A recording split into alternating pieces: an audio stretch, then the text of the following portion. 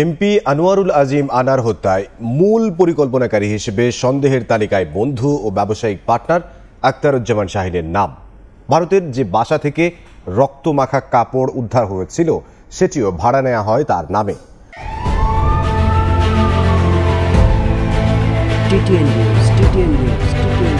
আগামীর সাথে সত্য ও ন্যায়ের পথে টিটিএন নিউজ।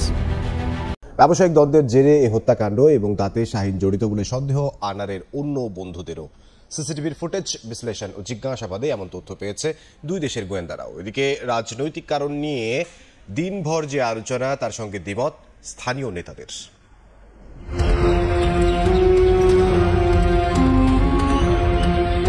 গত কয়েকদিন ধরে আলোচনায় ছিল ভারতে চিকিৎসা নিতে যাওয়া সংসদ সদস্য আনোয়ারুল আজিম আনারের নিখোঁজ রহস্য।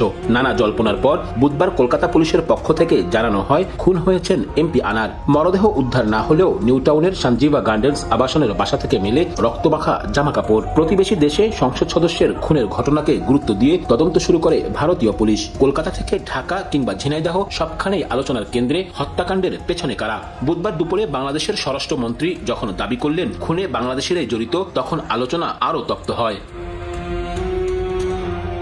এমপি আনারের হত্যার নেপথ্যে কি রাজনৈতিক বিরোধ নাকি অন্য কিছু, রাত পর্যন্ত চলে এমন আলোচনা। তবে সন্দেহভাজনদের জিজ্ঞাসাবাদের পর চাঞ্চল্যকর তথ্য পেয়েছে পুলিশ। গোয়েন্দা সূত্র বলছে ব্যবসায়িক দ্বন্দ্বে হত্যার পরিকল্পনা করে যুক্তরাষ্ট্রের নাগরিক আখতারুজ্জামান শাহিন, যিনি আনারের বাল্যবন্ধু ও ব্যবসায়িক পার্টনার। পরিস্থিতি বিবেচনায় নিয়ে তাকে সন্দেহ করছেন আরেক বন্ধু ও শ্রমিক নেতা গোলাম রসুল। তার সাথে কথাবার্তা আসা যাওয়া হয়, এতটুকু জানি। শাহিনের কাছে সে 5 কোটি টাকা পাবে হাওলাত দিয়েছিল। আখতারুজ্জামান শাহিন, তার নামেই বাসাটা ভাড়া নেওয়া হয়েছে। আবার ব্যবসায়িক যদি ওই শাহিনের সাথে তার দ্বন্দ্ব হয়ে থাকে, যদি থেকে থাকে এবং শাহিনের সাথে যদি জড়িয়ে থাকে, তবে সেটাও হতে পারে, যেহেতু শাহিন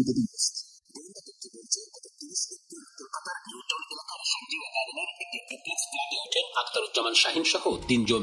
সেখানে বসে এমপি আনারকে হত্যার পরিকল্পনা করা হয়। 10 মে দেশে চলে আসেন শাহিন। পরিকল্পনা মাফিক বাংলাদেশ থেকে আরো 2 ভাড়াটে কিলারকে কলকাতায় নিয়ে যায় চরমপন্থী আমান।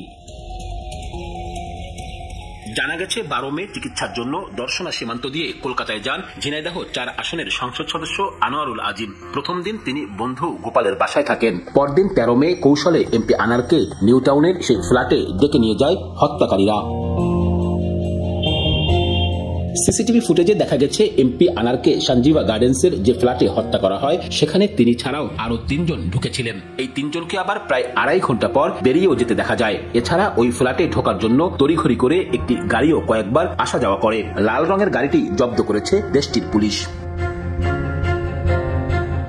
গোয়েন্দা সূত্রের দাবি, চাপাতির মুখে আনারকে জিম্মি করে আমান, তার সহযোগী ফয়সাল, মুস্তাফিজ, সিয়াম ও জিহাদ। এক পর্যায়ে তাকে বালিশ চাপা দিয়ে হত্যা করে। এরপর শাহিনের পরামর্শ মতো লাশ গুম করতে এমপি আনারকে কেটে টুকরো টুকরো করা হয়। 2টি ট্রলি ব্যাগে ভরে তা অজ্ঞাত স্থানে নিয়ে যায় হত্যাকাণ্ডের সহযোগীরা। এছাড়া অবস্থান শনাক্তে পুলিশকে বিভ্রান্ত করতে আনারের ব্যবহৃত 2টি মোবাইল ফোন নিয়ে ভারতের বিভিন্ন স্থানে যায় আমানের 2 সহযোগী। হত্যাকাণ্ডে এক নারীও জড়িত বলে তথ্য পেয়েছে পুলিশ। তবে আমান ও তার সহযোগীরা কত টাকার চুক্তিতে এমপি আনারকে কিলিং মিশনে অংশ নিয়েছে তাও খতিয়ে দেখছে 2 দেশের তদন্ত ও গোয়েন্দা সংস্থা।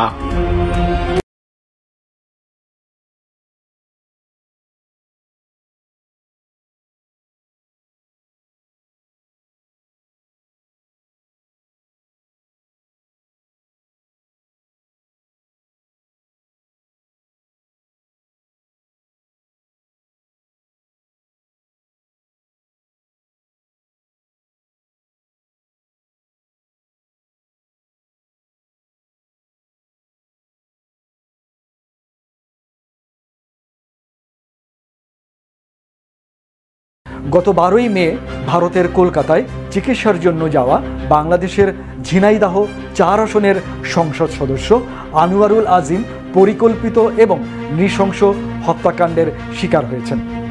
এ ঘটনায় বাংলাদেশের 3 জন এবং কলকাতার একজন ট্যাক্সি ড্রাইভারকে আটক করা হয়েছে। চাঞ্চল্যকর এই হত্যাকাণ্ডের মাস্টার মাইন্ড কে ছিলেন এবং তার সাথে এই হত্যাকাণ্ডে আরও কারা জড়িত ছিলেন তা নিয়েই থাকছে 57 বছর বয়সী এই সংসদ সদস্য কলকাতায় যার বাসায় উঠেছিলেন তার পারিবারিক বন্ধু গোপাল বিশ্বাস। সেই গোপাল বিশ্বাসের সাথে আমার আজকে কথা হয়েছে। তিনি এই সংসদ সদস্য নিখোঁজ হওয়ার পরে গত 18ই মে একটি জিডি করেছিলেন কলকাতার বরানগর থানায়। সেই থানার একজন তদন্তকারী কর্মকর্তা শুভেন্দু গোস্বামীকে উদ্ধৃত করে তিনি আমাকে জানান এই হত্যাকাণ্ডের মাস্টার মাইন্ড হচ্ছে একজন বাংলাদেশি আমেরিকান আখতারুজ্জামান, যিনি কলকাতায় এসেছিলেন আমেরিকার পাসপোর্ট ব্যবহার করে।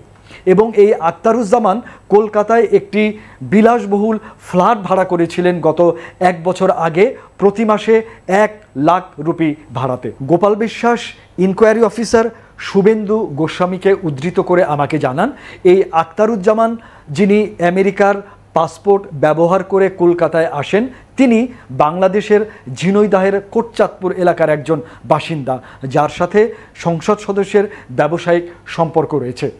এই আখতারুজ্জামান বাংলাদেশ থেকে যাওয়া 7 জনের সহযোগিতা নিয়ে সংসদ সদস্যকে হত্যা করেন।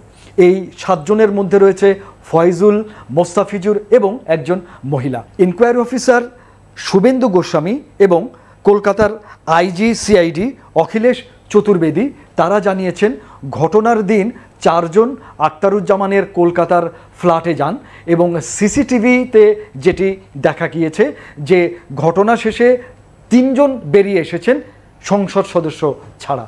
হত্যাকাণ্ডের মোটিভ সম্পর্কে যেটি আমরা জানতে পেরেছি বাংলাদেশের গোয়েন্দা সংস্থার কাছ থেকে, আখতারুজ্জামান এবং সংসদ সদস্যের মধ্যে হুন্ডি ব্যবসা এবং স্বর্ণ ব্যবসারকে কেন্দ্র করে যে বিরোধ, সেই বিরোধের জেরে সংসদ সদস্য খুন হয়ে থাকতে পারেন। সংসদ সদস্যের কাছে অবৈধ স্বর্ণ ব্যবসার যে দেনা পাওনা, এই দেনা পাওনাকে কেন্দ্র করে খুন হয়েছেন বলে আমাদেরকে গোয়েন্দা সংস্থা জানিয়েছেন।